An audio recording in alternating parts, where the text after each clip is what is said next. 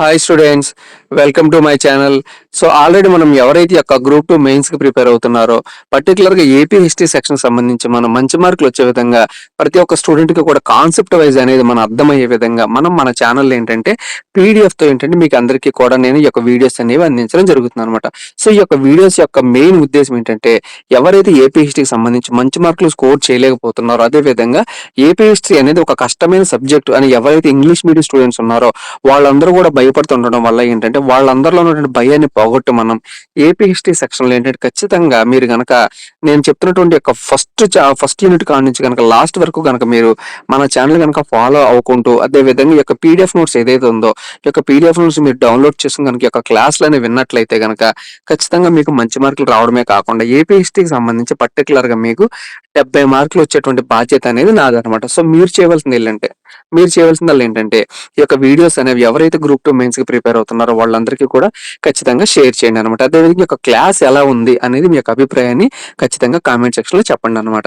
So ఇప్పుడు మనం ఏంటంటే ఆల్రెడీ లాస్ట్ క్లాస్ లో మనం ఏంటంటే ఈ యొక్క కాకతీయ రాజవంశం గురించి మనం ఆల్రెడీ ప్రీవియస్ గా 3 వీడియోలో మాట్లాడుకోవడం జరిగింది అనమాట. అంటే కేవలం ఈ యొక్క రాజకీయ చరిత్రకు సంబంధించి ఏంటంటే మనం మోర్ దాన్ 4 వీడియోల్లో కేవలం వీళ్ళకి సంబంధించినటువంటి రాజకీయ చరిత్ర గురించి మాత్రమే మనం మాట్లాడుకుంటున్నాం అనమాట. సో మిగిలినటువంటి క్లాసులు మీరు ఎక్కడ విన్నా సరే కనుక ఈ యొక్క కాకతీయులు అయినా సరే లేదా మిగిలినటువంటి వంశాలు ఏవైతే ఉన్నాయో వాటిలన్నిటి గురించి కూడా ఏంటంటే మీకు ఏంటంటే కేవలం 1 గంట లేదా 2 గంటల్లోనే మొత్తం అంతా కూడా ఏంటంటే వాళ్ళు చాప్టర్ అనేది కంప్లీట్ చేయడం జరుగుతుంది అనమాట. బట్ మనం ఏంటంటే అలా కాకుండా ప్రతి ఒక్క విద్యార్థి కూడా ఉపయోగపడాలి అంటే ప్రతి ఒక్క కాన్సెప్ట్ ప్రతి ఒక్క బిట్ కూడా ఏంటంటే ఎట్టి పరిస్థితుల్లోనూ ఏపీ హిస్టరీకి సంబంధించినటువంటి బిట్ అనేది ఎగ్జామ్ లో మనం అటెండ్ చేయకుండా ఉండకూడదు అనే ఉద్దేశం ఏంటంటే నేను 3 నుంచి 4 పుస్తకాలు స్టాండర్డ్ ప్రామాణిక పుస్తకాలు ఏవైతే ఉన్నాయో అవన్నీ కూడా సేకరించి ఏంటంటే మీ అందరికీ కూడా అర్థమయ్యే విధంగా ఈ వీడియోస్ అనేవి నేను అందించడం జరుగుతుంది అనమాట. సో ఆల్రెడీ ఇంకొకటి ఏంటంటే ఈ యొక్క గ్రూప్ 2 మెయిన్స్ ఏదైతే ఉందో ఇది ఏంటంటే ఒక 2 నెలలు పోస్ట్ పోనే అవకాశం ఉన్నందువల్ల సో నేనేంటంటే కొద్దిగా స్లోగా మీ క్లాసులు చెప్పినప్పటికీ కూడా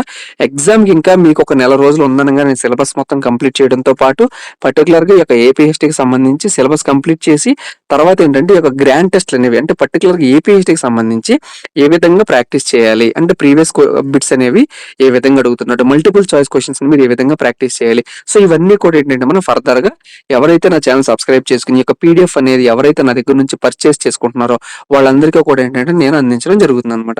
సో ఇంకా మన డీటెయిల్స్ లోకి వెళ్ళిపోతే సో లాస్ట్ క్లాస్ లో మనం ఆల్రెడీ ఈ యొక్క తొలి కాకతీయులు ఎవరైతే ఉన్నారో వాళ్ళ గురించినటువంటి రాజకీయ చరిత్ర అనేది మనం ఆల్రెడీ కంప్లీట్ చేసాం అనమాట. సో తొలి కాకతీయులు మలి కాకతీయులు అని చెప్పి వాళ్ళని ఏ విధంగా డివైడ్ చేశారని చెప్పి మనం ఆల్రెడీ తొలి కాకతీయులు అనే వాళ్ళు ఏంటంటే ఆల్రెడీ అక్కడ అంతకు ముందు ఉన్నటువంటి రాజవంశాలు అంటే రాష్ట్రకూట్లు ఎవరైతే ఉన్నారో వాళ్ళ కింద కానీ అదేవిధంగా పశ్చిమ చాళుక్యులు ఎవరైతే ఉన్నారో వాళ్ళ కింద ఏంటంటే వాళ్ళు రాజ్య పరిపాలన అనేది చేయడం జరిగింది అనమాట. అంటే సామంత రాజులుగా ఉండి వాళ్ళు కాకతీయ రాజ్యాన్ని వాళ్ళు పరిపాలించుకోవడం జరిగింది కాబట్టి వాళ్ళందరినీ కూడా ఏంటంటే తొలి కాకతీయులు అని చెప్పి పిలవడం జరిగింది అనమాట. బట్ వీళ్ళ టైంకి ఏంటంటే మలి కాకతీయులను ఎవరైతే మనం ఇక్కడ నుంచి చదువుకుంటున్నామో వీళ్ళందరూ కూడా ఏంటంటే స్వతంత్రాన్ని ప్రకటించుకోవడం జరుగుతుంది అనమాట. అంటే ఒకళ్ళ రాజవంశం కింద వీళ్ళు రాజ్యం పరిపాలించుకోకుండా వాళ్ళంతటా వాళ్ళు కంటే స్వతంత్రంగా వాళ్ళు వాళ్ళ రాజ్యాన్ని పరిపాలించుకోవడం జరిగింది. కాబట్టి ఈ యొక్క ప్రతాపరుద్రవర్ని ఎవరైతే ఉన్నాడో ఇతని కాలం నుంచి అంటే ఇతని తర్వాత వచ్చినటువంటి రాజులు ఎవరైతే ఉన్నారో వాళ్ళందరినీ కూడా ఏంటంటే మనం మలి కాకతీయులు అని చెప్పి పిలవడం జరుగుతుంది అనమాట. ఈ యొక్క మలి కాకతీయుల యొక్క టైం పీరియడ్ కనుక చూసినట్లయితే 1156 క్రీస్తు శకం 1156 సంవత్సరం నుంచి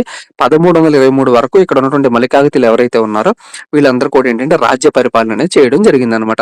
సో మరి మలి కాకతీయులు అనే వాళ్ళు ఏ విధంగా వాళ్ళు స్వతంత్రాన్ని ప్రకటించుకున్నారు అని కనుక మనం ఒకసారి చూసినట్లయితే కనుక సో మనం కనుక అక్కడ ఆ టైం కనుక మనం వెళ్ళినట్లయితే కనుక దక్షిణ భారతదేశం యొక్క పటం అనేది ఆ రోజుల్లో ఈ విధంగా ఉందన్నమాట. అంటే ఈ విధంగా దక్షిణ భారతదేశంలో ప్రత్యేకించి మన దక్షిణ ఆంధ్రాలో వాళ్ళ యొక్క ఎటువంటి రాజవంశాలు అనేవి పరిపాలిస్తూ ఉన్నాయంటే కనుక ఇక్కడ ఆల్రెడీ మనకి ఒక తూర్పు చాళుక్యులు ఎవరైతే ఉన్నారో వాళ్ళు ఓడించేసినటువంటి కాకతీయులు తూర్పు చాళుక్యుల తర్వాత మనకి కాకతీయులు అనే వాళ్ళు ఏ విధంగా వచ్చారు ఆల్రెడీ మనం చూసాం కదా. సో ఇందుకు డైరెక్ట్ గా నేను ఇంకా అదంతా చెప్పకుండా ఇక్కడ మనకి తూర్పు సైడ్ ఏంటంటే కాకతీయులు అనే వాళ్ళు రాజ్య పరిపాలన అనేది చేస్తూ ఉన్నారు, సామంతుల కింద ఉన్నారు, రాజ్య పరిపాలన అనేది చేస్తూ ఉన్నారు అనమాట. ఈ యొక్క కాకతీయులకి ఉత్తరాన్ని ఏంటంటే కాలాచోళ్ళు అనే వాళ్ళు అనమాట. సో వీళ్ళు ఏంటంటే వాళ్ళ యొక్క ప్రాంతాన్ని వాళ్ళు పరిపాలించుకుంటూ ఉంటున్నారు అనమాట. అంటే ఈ విధంగా ఏంటంటే మ్యాప్ లో నేను 2 నుంచి 3 ప్రాంతాలు మాత్రం మీకు రిప్రజెంట్ చేయడం జరుగుతుంది. కాకపోతే ఏంటంటే చిన్న చిన్న రాజవంశాలు అనేవి కొన్ని వందల సంఖ్యలో ఉండేవి అనమాట. కాకపోతే ఏంటంటే మనకు రిలేటెడ్ గా ఉన్నటువంటి రాజవంశాలు ఏవైతే ఉన్నాయో వాటిని మాత్రమే తీసుకుని మనం చదువుకోవాలన్నమాట. సో నెక్స్ట్ ఏంటంటే ఇక్కడ మనకి ఇటు పక్క మనకి రాష్ట్రకూట్లు ఎవరైతే ఉన్నారో అక్కడ రాష్ట్రకూట్లు ఓడించేసి మనకి ఇక్కడ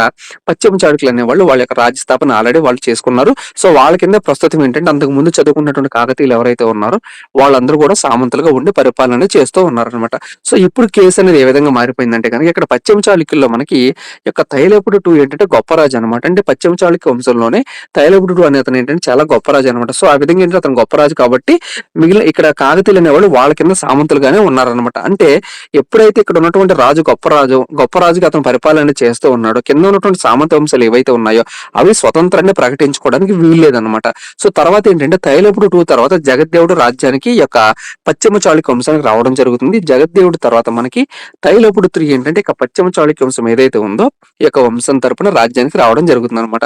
సో ఇతను ఏంటంటే గనక అక్కడ ఉన్నటువంటి తైలపుడు 2 అంతకు ముందు ఉన్నటువంటి తైలపుడు 2 ఎవరైతే ఉన్నాడో అతను అంత గొప్ప రాజు కాదనమాట. అంటే ఏ రాజవంశం తీసుకున్నప్పటికీ కూడా మనం ప్రతి రాజు కూడా ఏంటంటే ఖచ్చితంగా గొప్ప రాజు అవ్వాల్సినటువంటి అవసరం అనేది లేదనమాట. సో ఈ విధంగా ఏంటంటే తైలపుడు 3 అనే రాజు ఏంటంటే చాలా బలహీనమైనటువంటి రాజు అనమాట. సో ఎప్పుడైతే ఈ విధంగా బలహీనమైనటువంటి రాజు పశ్చిమ చాళుక్య రాజ్యంలో ఉన్నాడు అని చెప్పి ఇక్కడ ఉన్నటువంటి కాలాచోళుడు రాజు అయినటువంటి బిజ్జలుడు తెలుస్తుంది అనమాట. సో ఇతను ఏం చేస్తాడంటే అప్పుడు ఎలాగైనా సరే పశ్చిమ చాళుక్యుల రాజు చాలా బలహీనం అంటే అతను చాలా అంటే అతను అంత గొప్ప రాజు కాదు కాబట్టి ఇక్కడ ఉన్నటువంటి బెజ్జలుడు ఏం చేస్తాడంటే కనుక ఇక్కడ ఉన్నటువంటి పశ్చిమ చాళుక్య వంశం ఏదైతే ఉందో ఇక్కడ ఉన్నటువంటి తైలపుడు 3ని ఓడించేసి ఇక్కడ పశ్చిమ చాళుక్య వంశం ఏదైతే ఉందో ఈ వంశాన్ని మొత్తం కూడా ఏంటంటే నిర్మూలన చేయడం జరుగుతుంది అనమాట. అంటే ఈ విధంగా పశ్చిమ చాళుక్య చివరి రాజు అయినటువంటి తైలపుడు 3 ఏంటంటే అంత సమర్థుడు కాకపోవడం వల్ల మనకి ఈ యొక్క కాలాచోళు రాజు అయినటువంటి బిజ్జలుడు ఎవరైతే ఉన్నాడో ఇతను ఏంటంటే ఇక్కడ పశ్చిమ చాళుక్య వంశం ఏదైతే ఉందో ఆ వంశాన్ని మొత్తాన్ని కూడా ఏంటంటే అంతకుముందు ఏం చేసి తన రాజ్యంలో కలుపుకోవడం జరుగుతుంది అనమాట. సో ఈ విధంగా ఎప్పుడైతే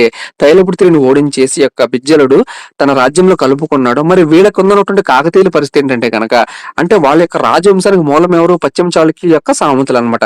మరి యొక్క పశ్చిమ చాళుక్యుల వంశావే లేనప్పుడు ఇంకా వీళ్ళ కింద సామంతుల కింద వీళ్ళు ఎలా ఉంటారని చెప్పి ఇక్కడ ఉన్నటువంటి ప్రతాపరుద్రుడు ఎవరైతే ఉన్నాడు ఈ యొక్క ప్రతాపరుద్రుడు ఏంటంటే స్వతంత్రం అనేది ప్రకటించుకోవడం జరుగుతుంది అనమాట. అంటే అంతకు ముందు వరకు కూడా పశ్చిమ చాళుక్యులు ఉండేవాళ్ళు కాబట్టి వాళ్ళ కింద సామంతులుగా ఉండేవాళ్ళు. బట్ ఈ యొక్క పశ్చిమ చాళుక్యుల్ని ఎప్పుడైతే ఇక్కడ ఉన్నటువంటి మనకి బెజ్జలుడు ఓడించేసాడో ఇక్కడ నుంచి ఏంటంటే వీళ్ళందరూ కూడా స్వతంత్రం అనేది ప్రకటించుకోవడం జరుగుతుంది అనమాట. వెరీ వెరీ ఇంపార్టెంట్ అనమాట. అంటే ఈ విధంగా మనం ఒకసారి కనుక కాన్సెప్ట్ వైజ్ చూసినట్లయితే కనుక రాష్ట్రకూట్లు ఎవరైతే ఉన్నారో వాళ్ళ యొక్క పతన వ్యవస్థకు చేరిపోయినప్పుడు ఏంటంటే కాకతీయులు అనే వాళ్ళు వాళ్ళ యొక్క వంశాన్ని వాళ్ళు స్టార్ట్ చేసుకోవడం జరిగింది అనమాట. సో రెండో పాయింట్ ఏంటంటే కళ్యాణ చాళుక్యులు ఎవరైతే ఉంటారో ఈ యొక్క కళ్యాణ చాళుక్యులు అనే వాళ్ళు ఎప్పుడైతే అంతముందారో అంటే వాళ్ళ యొక్క స్టేజ్ అనేది చివరి స్టేజ్కి వచ్చేసారో వాళ్ళ రాజ్యానికి వాళ్ళు ఫైనల్ స్టేజ్కి ఎప్పుడైతే వచ్చేసారో కాకతీయులు అనే వాళ్ళు స్వతంత్రం అనేది ప్రకటించుకున్నారు అనమాట. అంటే ఈ విధంగా ఏంటంటే మీరు కాన్సెప్ట్ వైజ్ ఏంటంటే మీరు కోరిలేట్ చేసుకుని ఈ యొక్క ఏపీఎస్టీకి సంబంధించి మీరు చదువుకోవాల్సి ఉంటుంది అనమాట. సో ఇతని గురించి మనం కనుక చూసినట్లయితే కనుక ఇక ప్రతాపరుద్ర 1 ఏంటంటే ఒక గ్రంథం అనేది రచించడం జరుగుతుంది అనమాట. సో యొక్క గ్రంథం పేరు ఏంటంటే నీతి సారం అనమాట. ఈ యొక్క నీతి సారం అనేది ఏంటంటే సంస్కృతంలో రాయడం జరుగుతుంది అనమాట. సో యొక్క గ్రంథంలో ఏంటంటే అనేక నియమాలు అనేవి ఉంటాయి అనమాట. అంటే మనం అంతకు ముందు చదువుకున్నటువంటి రాజవంశాలు అన్ని కూడా ఏంటంటే ఇతని తర్వాత వచ్చినటువంటి రాజవంశాలు అన్ని కూడా ఏంటంటే ఇక్కడ ఉన్నటువంటి నీతి సారం అనే గ్రంథం ఏదైతే ఉందో ఈ గ్రంథాన్ని ఫాలో అవడం జరిగేది అనమాట. అంటే ఈ భారతదేశాన్ని పరిపాలించినటువంటి యొక్క రాజవంశాలు ఏవైతే ఉన్నాయో యుద్ధానికి వెళ్లే ముందు ఏంటంటే ఈ యొక్క నీతి సారం అనే గ్రంథాన్ని వాళ్ళు చదువుకుని వాళ్ళు యుద్ధానికి వెళ్ళడం జరుగుతుంది అనమాట. అంటే అంత గొప్పగా ఇతను యుద్ధానికి సంబంధించినటువంటి నైపుణ్యాలు కానీ యుద్ధానికి సంబంధించినటువంటి సూత్రాలు కానీ అదే విధంగా యుద్ధం ఏ విధంగా చేయాలి ఎటువంటి ఆజ్ఞల ద్వారా మనం కింద ఉన్నటువంటి మంత్రులు ఎవరైతే ఉన్నారో వాళ్ళందరినీ కూడా ఏంటంటే మనం సామంతులుగా చేసుకోవాలి. దీనికి సంబంధించిన కాన్సెప్ట్ మొత్తం కూడా మనకి ఈ యొక్క ప్రతాపరుద్ర 1 ఏంటంటే నీతి సారం అనే గ్రంథం సంస్కృతంలో అతను రాయడం జరుగుతుంది అనమాట. సో ఇతని గురించినటువంటి సంస్కృతం ఎప్పుడైతే ఇతను గ్రంథం రాశాడో ఈ గ్రంథాన్ని తర్వాత వచ్చినటువంటి రాజులు ఎవరైతే ఉన్నారో వాళ్ళందరూ కూడా ఆదర్శంగా తీసుకుని ఆ గ్రంథం ప్రకారం మిగిలినటువంటి వాళ్ళు ఎవరైతే ఉన్నారో వాళ్ళందరూ కూడా యుద్ధానికి వెళ్ళడం జరుగుతుంది. అంటే ఇతను అంత గొప్ప రాజు అనమాట. సో తర్వాత ఏంటంటే ఇతను గురించినటువంటి సమాచారం అంటే ఇతని పరిపాలన గురించినటువంటి సమాచారం అంతా కూడా ఏంటంటే మనం ఇతను వేయించినటువంటి 1000 స్తంభాల గుడి శాసనం కానీ లేదా హనుమకొండ శాసనం ద్వారా ఏంటంటే ఈ యొక్క రుద్రదేవుడు ఎవరైతే ఉన్నాడో ఈ యొక్క రుద్రదేవుడు గురించినటువంటి పరిపాలన మొత్తం కూడా ఏంటంటే మనకి ఇతను వేయించినటువంటి హనుమకొండ శాసనం లేదా 1000 స్తంభాల గుడి శాసనం ప్రకారం మనకి లభ్యమవుతుంది అనమాట. సో తర్వాత ఏంటంటే ఇతనికి సంబంధించినటువంటి రాజకీయ చరిత్రను కనుక మనం అబ్జర్వ్ చేసినట్లయితే సో ఇతను ఎప్పుడైతే రాజ్యానికి వచ్చాడో అంటే స్వతంత్రం ప్రకటించేసుకున్నాడు కాబట్టి ఇతను ముందున్నటువంటి సవాళ్ళు ఏంటంటే కనుక అంత చుట్టుపక్కల ఉన్న చిన్న చిన్న రాజ్యాలు ఏవైతే ఉన్నాయో ఆ చిన్న చిన్న రాజ్యాలు ముందు ఆక్రమించేసి తర్వాత ఏంటంటే ఇక కాకతీయ రాజవంశం ఏదైతే ఉంది ఈ యొక్క రాజవంశాన్ని ఏంటంటే అతను బాగా వ్యాప్తి చెందించుకోవాలి అంటే విస్తృతంగా తన రాజ్యాన్ని అతను ఏంటంటే విస్తారపరచుకోవాలని చెప్పి ఇతను ఏం చేస్తాడంటే కనుక చిన్న చిన్న రాజ్యాలు ఏవైతే ఉన్నాయో ఆ చిన్న చిన్న రాజ్యాలు ముందు ఆక్రమించేసుకోవాలని చేసుకోవాలని చెప్పి ప్లాన్ అనేది వేయడం జరుగుతుంది అనమాట. సో అతను దానికి అనుకున్నదే తడవక ఇతను ఏం చేస్తాడంటే కనుక ఆ చుట్టుపక్కల ఉన్నటువంటి సామంతులు ఎవరైతే ఉన్నారో, అంటే ఇక్కడ మేడరాజు అని ఒక రాజు ఉంటాడు. అదే విధంగా దుర్గరాజు, అంటే ప్రస్తుతం కరీంనగర్ ప్రాంతాన్ని పరిపాలిస్తున్న దుర్గరాజు ఎవరైతే ఉంటాడో ఆ దుర్గరాజు, అదే విధంగా జగిత్యాల ప్రాంతం, తెలంగాణలో ఉన్నటువంటి జగిత్యాల ప్రాంతం ఏదైతే ఉందో దీన్ని పరిపాలిస్తున్నటువంటి మైలదేవుడు అనమాట. అంటే ఈ విధంగా చుట్టుపక్కల ఉన్నటువంటి చిన్న చిన్న రాజ్యాల యొక్క రాజులు ఎవరంటే కనుక మేడరాజు, అదే విధంగా దుర్గరాజు, మైలదేవుడు అనమాట. యొక్క ముగ్గురు రాజులను కూడా ఏంటంటే ఇతను ఓడించేయడం జరుగుతుంది అనమాట. సో అదే విధంగా ఇక్కడ మేడరాజు యొక్క కూతురిని ఏంటంటే యాక్చువల్గా ఇతను వివాహం చేసుకుందాం అని చెప్పి అనుకుంటాడు.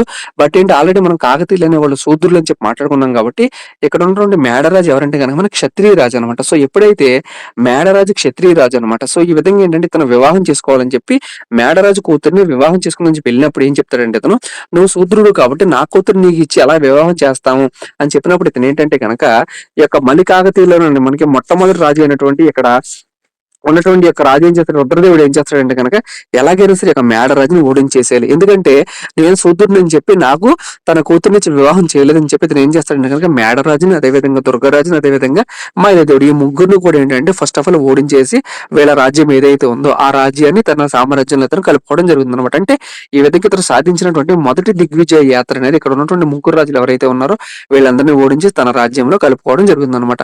ఈ యొక్క మైలదేవుడు ఏ ప్రాంతాన్ని పరిపాలిస్తూ ఉంటాడంటే కనుక నిజామాబాద్, అదేవిధంగా ఆదిలాబాద్ ప్రాంతాలు ఏవైతే ఉన్నాయో ఈ యొక్క ప్రాంతాలన్నీ కూడా ఏంటంటే మైలదేవుడు అని అతను పరిపాలిస్తూ ఉంటాడు అనమాట. ఈ యొక్క మైలదేవుడు ఎవరంటే కనుక ఆల్రెడీ మన యొక్క కాలాచోళ రాజు అయినటువంటి బెజ్జలుడు ఎవరైతే ఉన్నాడో అతని యొక్క కొడుకు అనమాట యొక్క మైలదేవుడు. అంటే డైరెక్ట్ గా ముందు బెజ్జలుడిని ఓడించకుండా తన కొడుకు అయినటువంటి మైలదేవుడిని ఫస్ట్ యొక్క రుద్రదేవుడు అని అతను ఏంటంటే ఓడించడం జరుగుతుంది అనమాట. సో అదే విధంగా అంతకు ముందు వరకు ఉన్నటువంటి యొక్క హనుమకొండ ప్రాంతం ఏదైతే ఉందో ఆ యొక్క హనుమకొండ ప్రాంతం కాకుండా వరంగల్ రాజధానిగా, పాక్షిక రాజధానిగా ఇతను చేసుకుని తన యొక్క రాజ్య పరిపాలన అనేది కొనసాగించడం జరుగుతుంది అనమాట. సో దీనికి సంబంధించినటువంటి సమాచారం అంటే ఇక్కడ ఉన్నటువంటి రుద్రదేవుడు ఎవరైతే ఉన్నాడో ఈ యొక్క రుద్రదేవుడు హనుమకొండ ప్రాంతం కాకుండా వరంగల్ ప్రాంతాన్ని పాక్షిక రాజధానిగా చేసుకుని పరిపాలించాడు అని సమాచారం అనేది మనకి ఎలా తెలుస్తుందంటే కనుక ఇతను వేయించినటువంటి బెక్కల్లు శాసనం ప్రకారం మనకి అర్థమవుతుంది అనమాట.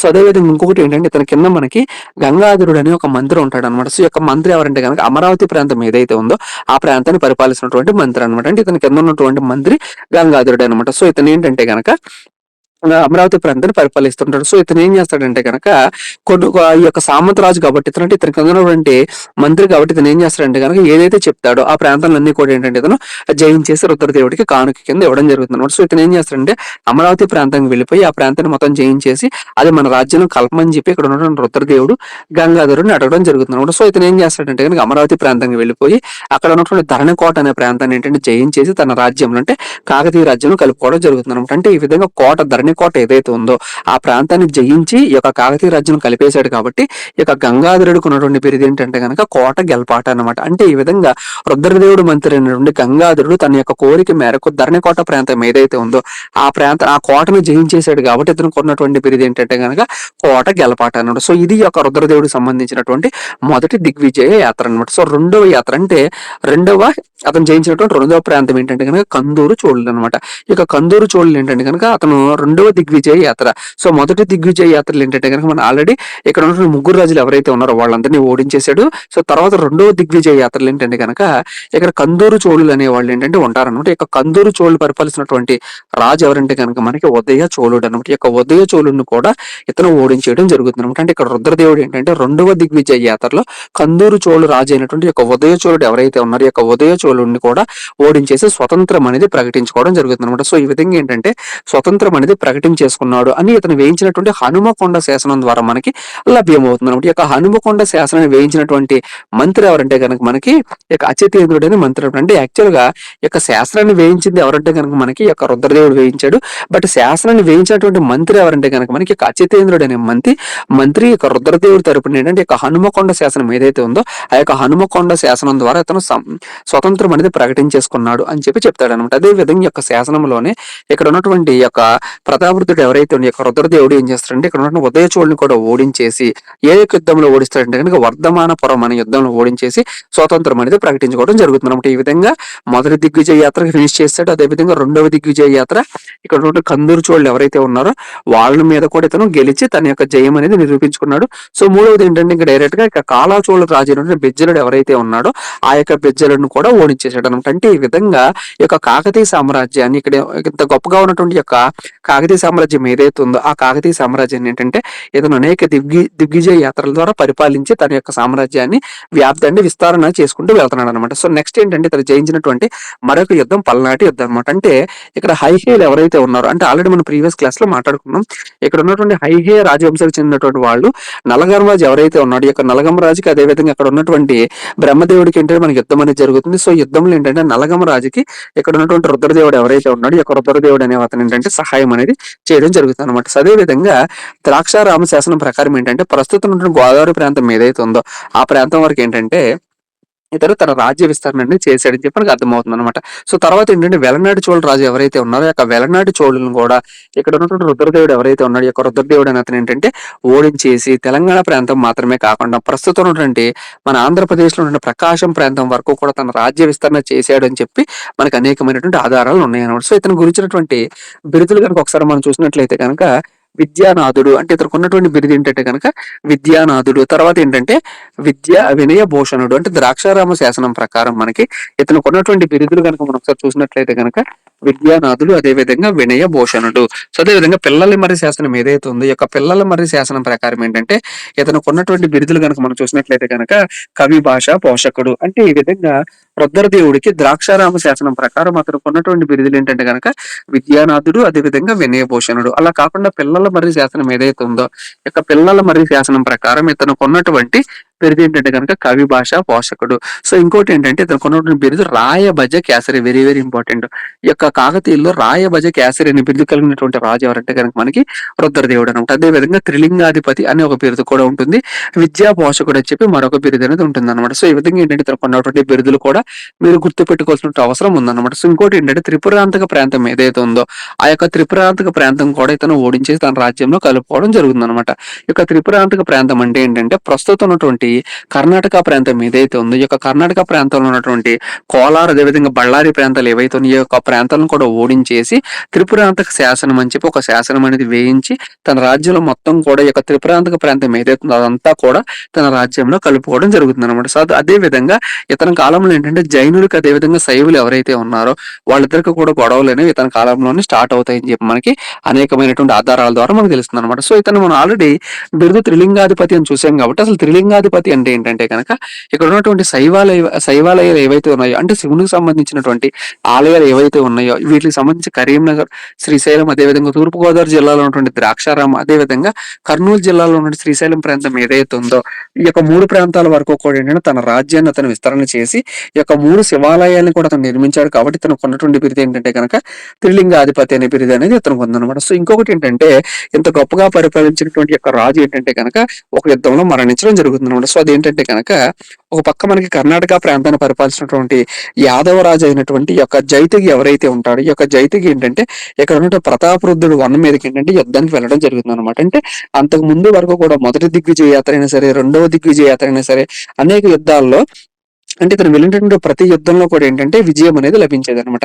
కానీ ఇక్కడ ఉన్నటువంటి యొక్క కర్ణాటక ప్రాంతాన్ని పరిపాలిస్తున్నటువంటి యొక్క యాదవుల రాజు ఎవరైతే ఉన్నాడో, అంటే ద్వార సముద్ర రాజధానిగా చేసుకుని పరిపాలిస్తున్నటువంటి జైతిగు చేతులు ఏంటంటే ఇతను మరణించడం జరుగుతుంది అనమాట. అంటే ఇంత గొప్పగా పరిపాలించినటువంటి యొక్క ప్రతాపరుద్ర వన్ ఏంటంటే ఎవరి కాలంలో ఇతను మరణించాడంటే కనుక యాదవుల రాజు అయినటువంటి యొక్క జైతిగు చేతులు ఇతను చంపబడడం జరిగింది అనమాట. సో ఇది ఇతనికి సంబంధించినటువంటి రాజకీయ చరిత్ర అనమాట. సో ఇతని తర్వాత ఏంటంటే మనకి ఇతని తమ్ముడైనటువంటి ప్రతాపరుద్రుడికి ఏంటంటే సంతానం అనేది లేకపోవడం వల్ల ప్రతాపరుద్రుడి యొక్క సోదరుడు అయినటువంటి మనకి మహాదేవుడు ఏంటంటే రాజ్యానికి రావడం జరుగుతుంది అనమాట. సో ఈ వీడియో ఇతని యొక్క భార్య పేరు ఏంటంటే కనుక బయ్యాంబిక. సో బయ్యాంబిక అనగానే మీకు ఏం గుర్తుకోవాలంటే కనుక బయ్యారం శాసనం ఏదైతే ఉందో ఆ యొక్క బయ్యారం శాసనం వేయించింది ఎవరు మనకి ఈవిడ కూతురు అయినటువంటి మైలాంబిక తన తల్లి పేరు మీద మనకి బయ్యారం శాసనం అనేది వేయించింది అని చెప్పని ఆల్రెడీ ఫస్ట్ క్లాస్ లో యొక్క కాకతీయుల వంశం గురించి మనం ఆల్రెడీ మాట్లాడుకున్నాం అనమాట. సో ఈ యొక్క మహాదేవుడికి సంబంధించి భార్య బయ్యాంబిక, అదే విధంగా ఇతని కొడుకు ఎవరంటే కనుక గణపతి దేవుడు, వీళ్ళ కూతురు ఎవరంటే కనుక మహాదేవుడి యొక్క కూతుర్లు ఎవరంటే కనుక కొందాంబిక, అదే విధంగా మైలాంబిక అనమాట.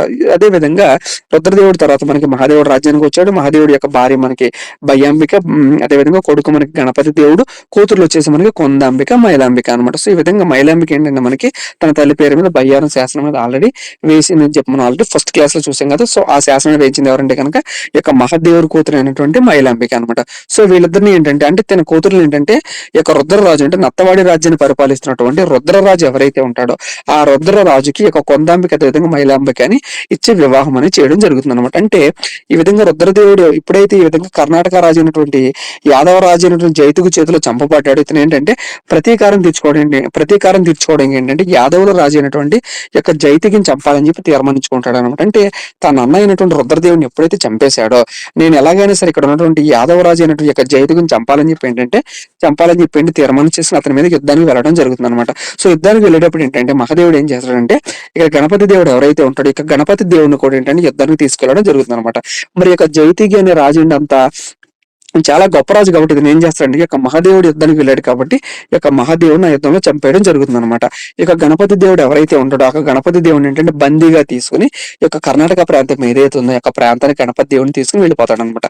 సో ఎందుకంటే గణపతి దేవుడు అప్పటికి చాలా చిన్నపిల్లవాడు కాబట్టి అతను చంపకుండా చిన్నపిల్లవాడు కాబట్టి అంటే ఈ యొక్క యుద్ధ ధర్మం ప్రకారం అంటే క్షత్రియుల యొక్క యుద్ధ ధర్మం ప్రకారం ఎవరైతే చిన్నపిల్లలు ఉన్నారో వాళ్ళని చంపకూడదు కాబట్టి ఇక గణపతి దేవుడిని ఏంటంటే ఆ బందీగా తీసుకుని ఒక కర్ణాటక ప్రాంతం ఏదైతే ఉందో యాదవ రాజ్యానికి ఈ యొక్క గణపతి దేవుడిని ఏంటంటే బందీకి తీసుకుని వెళ్ళిపోతాడు అనమాట. సో ఎప్పుడైతే ఈ విధంగా మహాదేవుడు చచ్చిపోయాడు అక్కడ ఇక కాకతీయ రాజ్యం ఏదైతే ఉందో దాన్ని పరిపాలించడానికి మనకి ఎవరు రాజు కూడా లేరనమాట. సో ఏ రాజు లేనప్పుడు ఏంటంటే అక్కడ సింహాసనం అనేది ఖాళీ అయిపోయింది అనమాట. అంటే ఇక కాకతీయ వంశం ఏదైతే ఉందో ఆ కాకతీయ వంశాన్ని పరిపాలించడానికి ఏ రాజు కూడా లేడు అనమాట. ఎందుకని ఇక్కడ ఉన్నటువంటి ఈ మహాదేవుడు చచ్చిపోయాడు, మహాదేవుడి తర్వాత గణపతి దేవుడు యాక్చువల్ రాజ్యానికి రావాలి, బట్ చిన్నపిల్లవాడు కాబట్టి గణపతి దేవుడిని కూడా ఈ యొక్క కర్ణాటక ప్రాంతానికి తీసుకెళ్లిపోయారు కాబట్టి సింహాసనం అనేది మనకి ఖాళీ అయిపోయింది అనమాట. సో ఈ విధంగా ఎప్పుడైతే సింహాసనం అనేది ఖాళీ అయిపోయిందో చుట్టుపక్కల ఉన్నటువంటి రాజ్యాలు అనే వాళ్ళు ఎవరైతే ఉన్నారో వాళ్ళందరి యొక్క కన్ను అనేది ఈ యొక్క కాకతీయ వంశం ఏదైతే ఉందో ఈ యొక్క కాకతీయ వంశం మీద పడుతుంది అనమాట. కానీ ఈ యొక్క కాకతీయ వంశం రాజు లేనప్పటికీ కూడా సింహాసనం ఖాళీ అయినప్పటికీ కూడా తన సేన అయినటువంటి రేచర్ల రుద్రుడు ఏం చేస్తాడంటే ఇక్కడ ఉన్న చుట్టుపక్కల ఉన్నటువంటి కాలాచోళులు కానీ అదేవిధంగా యాదవులు ఎవరైతే ఉన్నారో వాళ్ళందరూ కూడా ఈ యొక్క కాకతీయ రాజ్యానికి రాకుండా ఏంటంటే ఈ యొక్క కాకతీయ రాజ్యం ఏదైతే ఉందో దాని మొత్తాన్ని కూడా ఇతను ఏంటంటే సంరక్షించడం జరుగుతుంది. అంటే చుట్టుపక్కల ఉన్న శత్రువులు అందరూ కూడా కాకతీయ రాజ్యం మీదకి రాకుండా ఏంటంటే తన సేన అయినటువంటి రేచర్ల రుద్రుడు కాపలా ఉండడం జరుగుతుంది. సో ఈ విధంగా శత్రువులు రాకుండా ఈ కాకతీయ రాజ్యాన్ని కాపాడాడు కాబట్టి తనకు ఉన్నటువంటి బిరుదు ఏంటంటే కాకతీయ రాజ్య భారదేవ. అంటే ఈ యొక్క రాజ్య భారం మొత్తం కూడా తన భుజాల మీద వేసుకున్నాడు కాబట్టి తనకు రేచర్ల రుద్రుడికి ఉన్నటువంటి బిరుదు ఏంటంటే కాకతీయ రాజ్య భారదేవ అనే బిరుదు అనేది ఇతనికి ఉంటుంది అనమాట.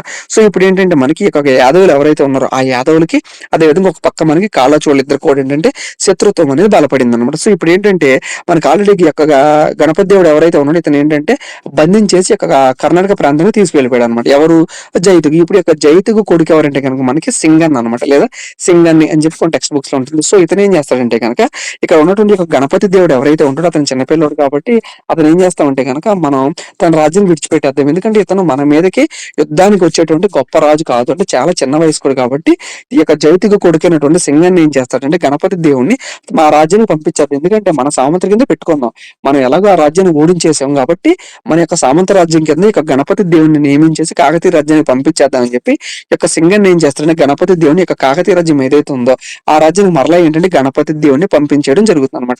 సో ఈ విధంగా ఏంటంటే గణపతి దేవుని ఎప్పుడైతే ఈ యొక్క సింగన్న తన కోరిక మేరకు కాకతీయ రాజ్యం మరలా పంపించేశాడో ఇతనికి ఉన్నటువంటి బిరుదు ఏంటంటే కనుక తెలుగు రాజ్య స్థాపనాచారి. సో ఎందుకంటే కనుక తెలుగు రాజ్యం అనేది అంటే కాకతీయుల రాజ్యం అనేది అంత గొప్పగా బలపడిందంటే దానికి కారణం ఎవరంటే కనుక మనకి ఇక్కడ ఉన్నటువంటి సింగన్న అనమాట. ఎందుకని ఇక్కడ సింగన్న కనుక ఒకవేళ కనుక గణపతి దేవుడిని అప్పటికప్పుడే కనుక చంపేసినట్లయితే ఈ యొక్క కాకతీయ రాజవంశం అనేది ఉండేది కాదు, గణపతి దేవుడు ఉండేవాడు కాదు, తర్వాత అతను కూతురు మనకి యొక్క రుద్రమదేవి ఉండేది కాదు, అంటే మలి కాకతీయులు అనేవాళ్ళు ఇక్కడతో ఎండ అయిపోయేవాళ్ళు అనమాట. సో అలా కాకుండా ఎప్పుడైతే గణపతి దేవుడిని మరలా విడిచిపెట్టి తన రాజ్యానికి అంటే కాకతీయ రాజవంశానికి మరలా తిరిగి పంపించేశాడు కాబట్టి ఇతను కొన్నటువంటి బిరుదు ఏంటంటే తెలుగు రాజ్య స్థాపనాచారి. చాలా చాలా ఎగ్జాంపుల్ ఏంటంటే ఈ బిట్ అనేది అడగడం జరిగింది అనమాట. సో ఈ విధంగా ఏంటంటే గణపతి దేవుడు రాజ్యానికి రావడం జరిగింది అనమాట. అంటే ఈ విధంగా కాకతీయ రాజ్య వంశానికి మలి కాకతీయుల గణపతి దేవుడు ఏంటంటే ఇప్పుడు రాజ్యానికి రావడం జరిగింది అనమాట. సో ఇతనేంటే గనక ఈ యొక్క మలి కాకతీయుల్లోనే కాకతీయులందరిలో కూడా ఎక్కువ కాలం పరిపాలించినటువంటి గొప్ప రాజు అనమాట ఇతను. సో ఇతను ముందున్నటువంటి కర్తవ్యం ఏంటంటే కనుక ఇప్పుడు గణపతి దేవుడు కాకతీయ రాజ్యానికి వచ్చేసాడు, పెద్దవాడు అయిపోయాడు.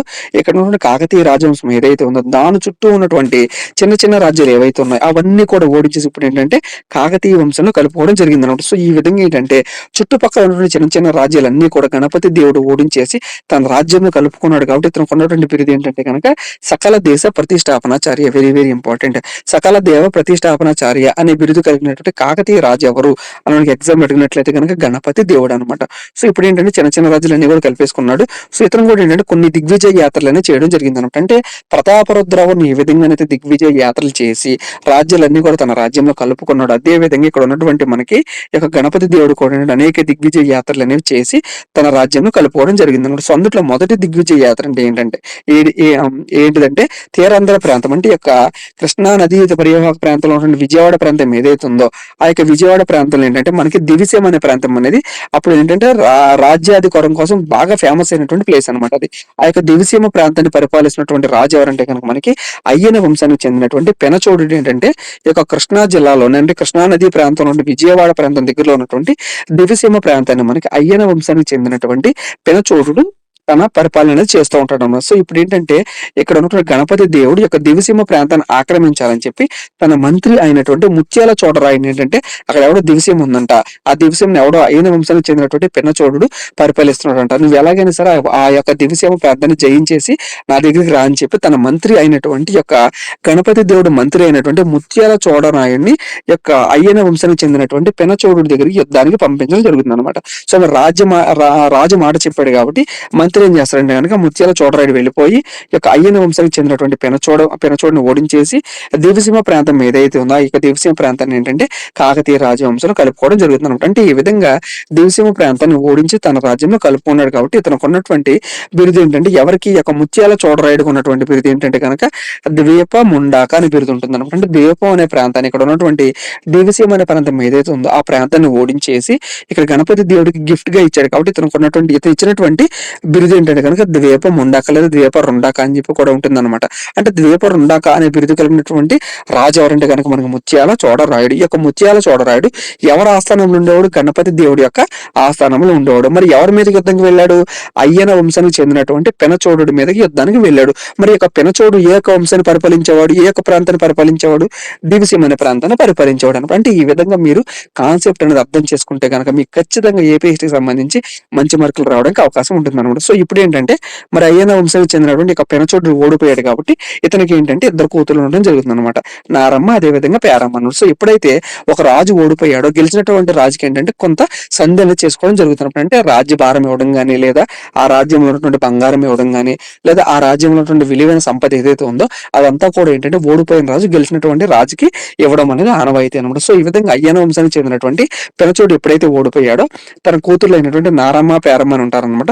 సో వీళ్ళు ఏంటంటే గణపతి దేవుడు ఎవరైతే ఉంటారో ఇక గణపతి దేవుడు ఏంటంటే నా దగ్గర ఏమీ లేదు బాబు, మొత్తం నాకు ఉన్నటువంటి ఆస్తి ఎవరంటే కనుక నా యొక్క కూతుర్లే కాబట్టి నువ్వు ఏం చేస్తావు అంటే నా యొక్క కూతుర్ని తీసేసుకో, అంటే నా యొక్క కూతుర్ని వివాహం చేసుకో అని చెప్పి గణపతి దేవుడికి ఇవ్వడం జరుగుతుంది. ఈ యొక్క గణపతి దేవుడు ఏం చేస్తాడంటే సరే అని చెప్పి నారమ్మని అదేవిధంగా పేరమ్మని ఏంటంటే భార్యల కింద స్వీకరించి వివాహం అనేది చేసుకోవడం జరుగుతుంది అనమాట. అదే విధంగా ఇక్కడ ఉన్నటువంటి పెనచోడు ఎవరైతే ఉంటాడో ఇతనికి ఒక కొడుకు కూడా ఉంటాడు అనమాట. అంటే కూతుర్లు ఎవరంటే కనుక మనకి నారమ్మ పేరమ్మ, అదేవిధంగా కొడుకు ఎవరంటే కనుక జయప్ప సేనాని. మరి ఇతను కొడుకు కాబట్టి గణపతి దేవుడికి ఏమవుతాడు? బావమరిది అవుతాడు అనమాట. ఎందుకని వాళ్ళిద్దరిని పెళ్లి చేసుకున్నాడు అంటే వాళ్ళ అక్కల్ని పెళ్లి చేసుకున్నాడు కాబట్టి ఇతను ఖచ్చితంగా యొక్క జయప్ప సేనాని గణపతి దేవుడికి ఏంటంటే బావమరిది అవుతాడు అనమాట. సో ఇప్పుడు ఏంటంటే ఈ యొక్క బావమరిది అయ్యాడు కాబట్టి ఇతను కూడా ఏంటంటే చాలా గొప్ప రాజు అనమాట. సో ఇతను చాలా గొప్ప రాజు కాబట్టి ఇతను అలా విడిచిపెట్టకుండా ఇతను ఏం చేస్తాడంటే కనుక తన యొక్క ప్రాంతం ఏదైతే ఉందంటే కాకతీయ ప్రాంతం ఏదైతే ఉందో ఆ కాకతీయ ప్రాంతానికి సంబంధించి గజసేనానికి నియమించడం జరుగుతుంది. అంటే గజబలం ఏదైతే ఉందో ఏనుగులు ఏవైతే ఉన్నాయో ఆ ఏనుగులన్నింటినీ కూడా ఏంటంటే ఒక గజసేనాని కింద నియమించడం జరుగుతుంది. ఎవరిని?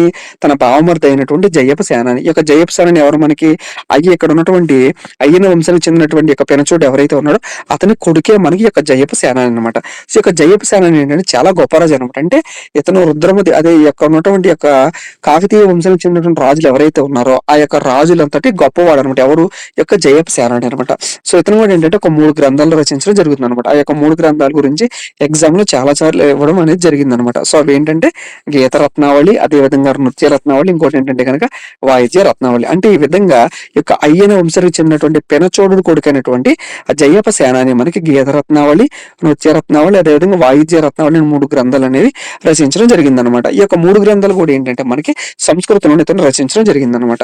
ఈ యొక్క నృత్య రత్నావళి అనే గ్రంథంలో ఏంటంటే మనకి పేరుని పేరుని శివతాండవం అని చెప్పి ఒక టాపిక్ అనేది ఉంటుంది అనమాట. అంటే ఈ యొక్క పేరుని శివతాండవం అంటే ఏంటంటే కనుక ఇక్కడ ఉన్నటువంటి రాజులు ఎవరైతే ఉన్నారో ఏ రాజు అయినా సరే కనుక యుద్ధానికి వెళ్లే ముందు ఏంటంటే వాళ్ళు కొన్ని భంగిమలు అనేవి ప్రదర్శించడం జరిగింది అనమాట. అంటే ఒక విధంగా కోపంగా ఏంటంటే వాళ్ళు ఒక దాన్ని ఏమంటారంటే మెడిటేషన్ లాగా వాళ్ళు వెళ్ళిపోయి కోపంగా ఏంటంటే యుద్ధానికి వెళ్లే ముందు వాళ్ళంతటా వాళ్ళు రెచ్చిపోయి కోపాన్ని తెచ్చేసుకుని ఏంటంటే అవతల రాజు మీదకి యుద్ధానికి వెళ్ళడం జరిగిపోతున్నాడు. సో ఇదంతా కూడా మనకు దేంట్లో ఉందంటే కనుక ఇతను రచించినటువంటి నృత్య రత్నావళి అనే గ్రంథంలో ఏంటంటే ఈ యొక్క పేపి శివతాండం అనే ఒక కాన్సెప్ట్ ఉంటుంది అనమాట. ఈ యొక్క కాన్సెప్ట్ ఏంటంటే ప్రతి ఒక్క రాజు యుద్ధానికి వెళ్లే ముందు ఆ యొక్క గ్రంథాన్ని చదివి వాళ్ళంతటా వాళ్ళే కోపం అనేది తెచ్చేసుకుని ఆ కోపం మీద మిగిలినటువంటి ఎదురు ఉన్నటువంటి రాజులు ఎవరైతే ఉన్నారో వాళ్ళ మీద యుద్ధానికి వెళ్ళి వాళ్ళని ఓడించేసేవాళ్ళు అనమాట. అంటే అంత గొప్ప గ్రంథాన్ని రచించినటువంటి రాజు ఎవరంటే మనకి జయప్ప సేనాని.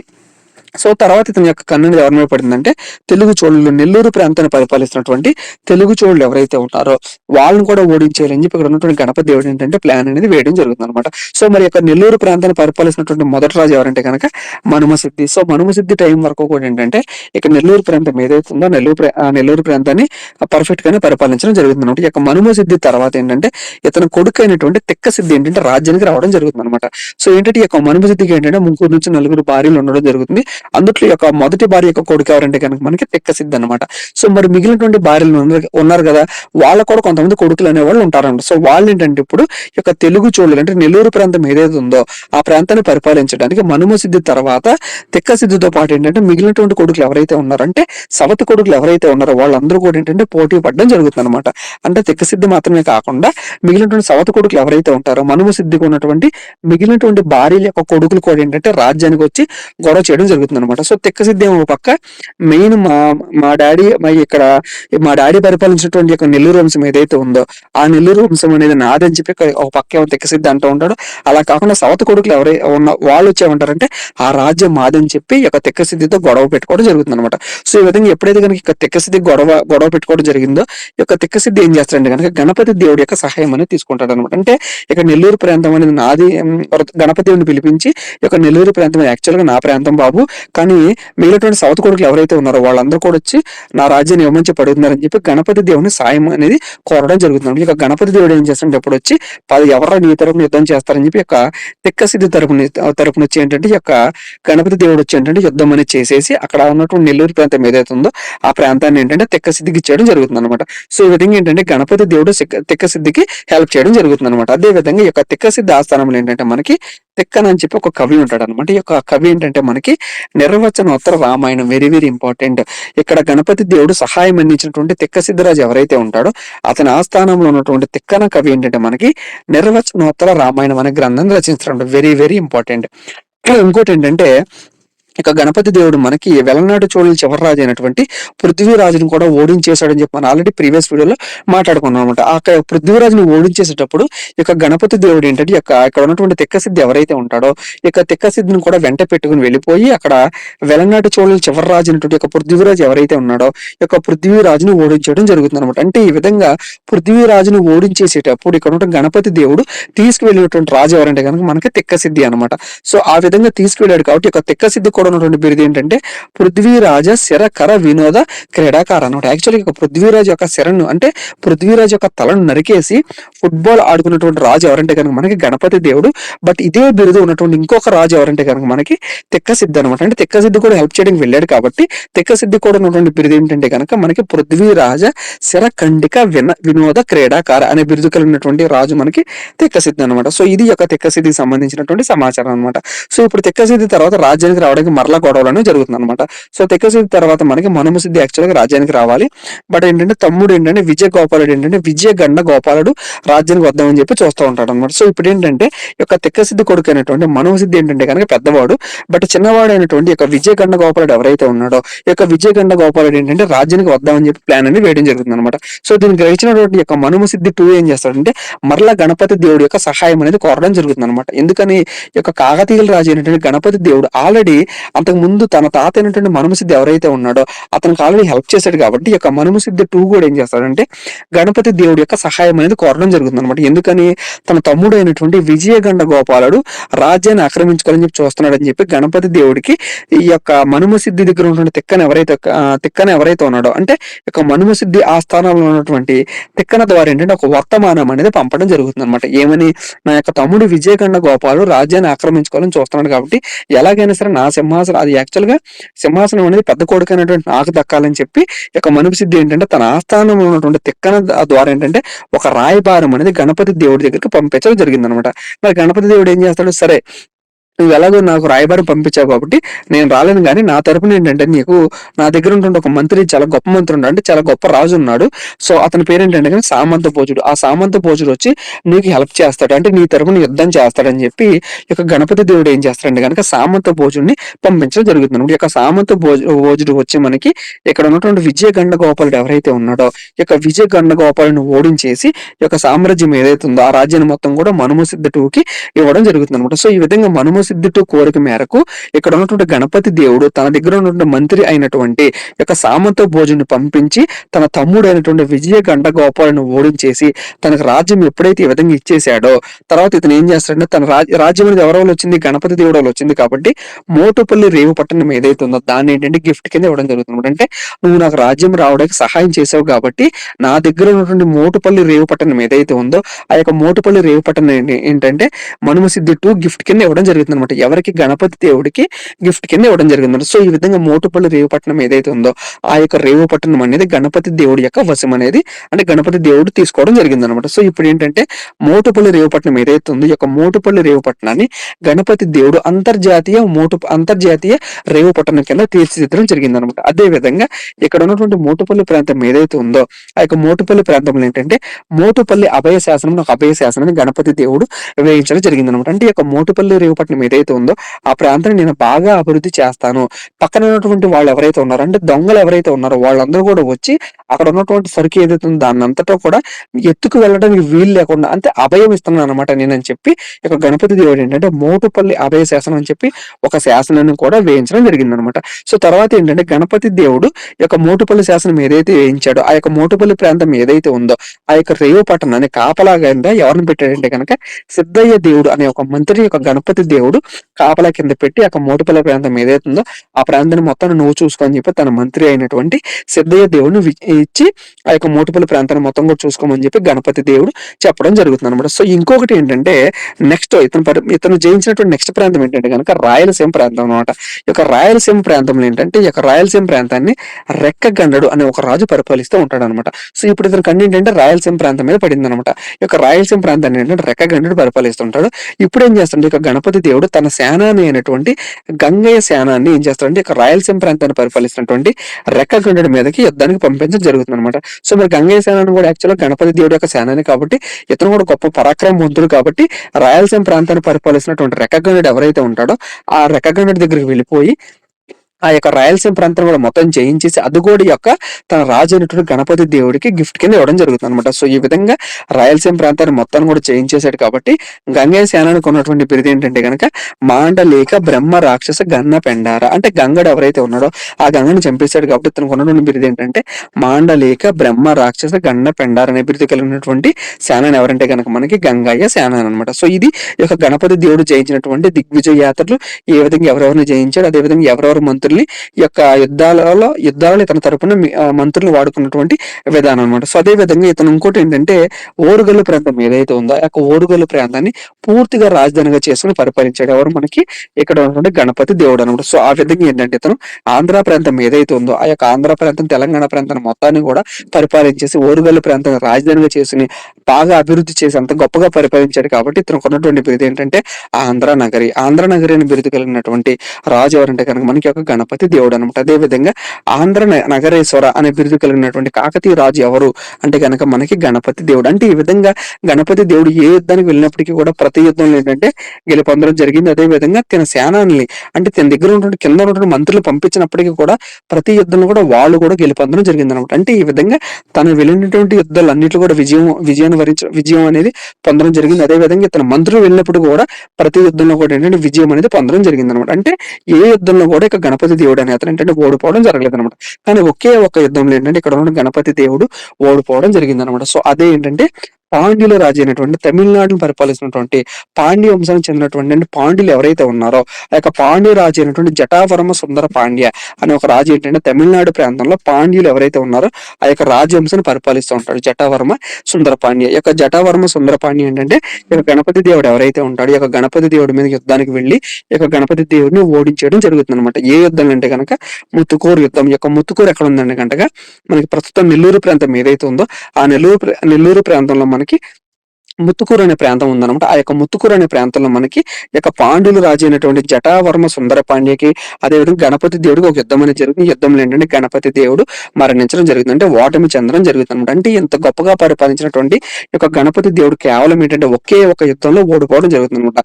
ఆ యొక్క ఓడిపోయినటువంటి యుద్ధం ఏంటంటే కనుక ముత్తుకూరు యుద్ధం. సో ఎవరితో ఓడిపోయారంటే పాండ్యులు రాజు అయినటువంటి జటావర్మ సుందర పాండ్యతో ఓడిపోవడం జరుగుతుంది అనమాట. సో ఇది ఈ యొక్క మలికాగతీయులు ఎవరైతే ఉన్నారో వీళ్ళకి సంబంధించినటువంటి రాజకీయ చరిత్ర అనమాట. సో ఇప్పటికే క్లాస్ లెంత్ ఎక్కువైపోయింది కాబట్టి మనం గణపతి దేవుడితో స్టాప్ చేద్దాం అనమాట. సో గణపతి దేవుడి తర్వాత మనం ఏంటంటే చివరి రాజు అయినటువంటి నెక్స్ట్ రుద్రమదేవి వస్తుంది.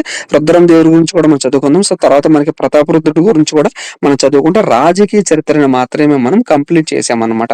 అంటే ఇంతవరకు కూడా మనం చెప్పుకుంది ఏంటంటే కనుక మనం కేవలం ఈ యొక్క 4 క్లాసులో మనం ఏంటంటే రాజకీయ చరిత్ర గురించి మాత్రమే మాట్లాడుకున్నాం. సో ఇంకా మిగిలినటువంటి ఒక 2 నుంచి 3 క్లాసులు ఏంటంటే సామాజిక సాంస్కృతిక చరిత్ర గురించి కూడా మాట్లాడుకుని ఈ యొక్క కాకతీయ రాజవంశాన్ని మనం ఏంటంటే మొత్తం కూడా ఫినిష్ చేసేద్దాం. అంటే టోటల్ సిలబస్ కాకతీయులకు సంబంధించినటువంటి చాప్టర్ మొత్తం కూడా మనం కంప్లీట్ చేద్దాం అనమాట. సో ఇది ఈ యొక్క కాకతీయులకు సంబంధించినటువంటి మలికాకతీయులు ఎవరైతే ఉన్నారో వాళ్ళ గురించినటువంటి పూర్తి సమాచారం అనమాట. సో ఈ యొక్క వీడియో ఎలా ఉంది, మీ యొక్క అభిప్రాయం ఖచ్చితంగా కామెంట్ సెక్షన్ లో చెప్పండి.